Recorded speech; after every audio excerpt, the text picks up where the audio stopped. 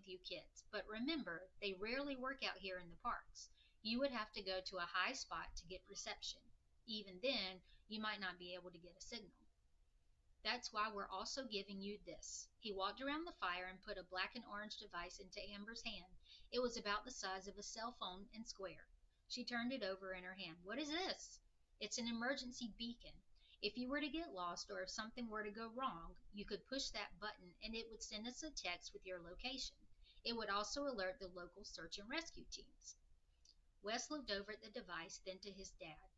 How can it know our location and send a text if there's no cell reception? It uses satellites instead of cell towers to communicate. Cool, Wes said as Amber passed the beacon to him. Okay, Uncle Brian clapped his hands. Pop quiz. Dad, you've got to stop using school language. Whoops, Uncle Brian clapped his hands over his mouth. I promise. Instead, let's pretend you're on a game show. If you three can answer this question, then you'll win the last chocolate bar. The kids leaned in to hear the question. Uncle Brian paused a few seconds for dramatic effect. Shh! Something in the campfire snapped, and a spark flew towards Jake and landed on the ground in front of him. He quickly stamped it into the dirt with his boot. What are the top 3 ways people die out in the wilderness? Jake, Amber, and Wes started discussing their answers. After a couple of minutes, they all nodded in agreement. Jake snapped his fingers. Okay, I think we got it. Falling off cliffs and stuff, getting struck by lightning, and getting attacked by wild animals. Good answers, but only one is in the top 3. The kids regrouped and thought about it some more. Wes offered the next answer. Maybe just getting lost and starving or something? Amber pursed her lips in frustration. She obviously didn't like being wrong. Maybe it has something to do with not bringing a first aid kit. Let's think. What's in a first aid kit could save your life? Wes suddenly got excited. Oh, one of those snake bite kits. Dad, how about getting bit by a snake? It can happen, but it's not in the top 3. Uncle Brian held up 3 fingers and shook his head. But you're on the right track. Keep thinking through your first aid kit and your 10 essentials. 10 essentials? Jake asked. By this time, the kids had noticed that the parents were discussing the question too. Other than Uncle Brian, it appeared that none of them knew the answer. The 10 essentials are the things that you always need to carry in your backpack, Wes said. I don't remember all of them, but it's stuff like a knife, water, matches, extra clothes. I've got it. Amber looked at both of the boys. You need matches for fire and extra clothes to stay warm. You know how a lot of first aid kits have that silver plastic emergency blanket thing? All those things are for keeping warm. Yes, that's got to be one of them. Jake gave Amber a fist bump. Uncle Brian is one of the top 3. Freezing to death? Bingo! He pointed at Amber to give her the credit. Well done. Number 3 on the list is hypothermia. Getting so cold that your body shuts down and you die. You've got number 1, which is dying from a fall. All you need is to guess number 2. Could the 10 essentials help us figure this one out? Amber asked. Nope, not really. Instead, think about what you might encounter on a hike. We've already said getting attacked by an animal and snakes. Wes rubbed his chin and stared into the fire. So it can't be any of those. How about an avalanche? Jake offered. You're close, but that's not in the top 3. Uncle Brian sat back in his camp chair and put his hands behind his head. Jake decided to see if he could get more information out of his uncle. Why is it close? Do you mean getting crushed by a rock slide or something?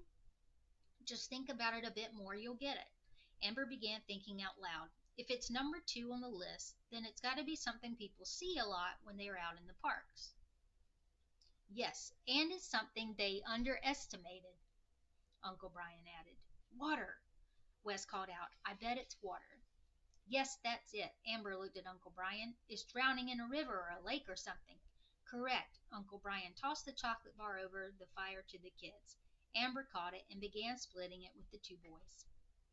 You now know the top 3, falling, drowning, and hypothermia. I want you to keep those hazards in mind when you create your itineraries. You can avoid all 3 of them if you plan things out and make good decisions. Uncle Brian brought a lot of gear that you guys can use, Jake's dad explained, and guidebooks too. From his years in the Army and living in Idaho, he knows a lot about survival, first aid, and how to travel to the mountains, in the mountains. so he's going to be a great person to talk to when you're planning. Can we go on our first hike tomorrow? Amber asked. By ourselves? Yes, you can, Uncle Brian answered. We'll drive up to Bear Lake Trailhead tomorrow after breakfast.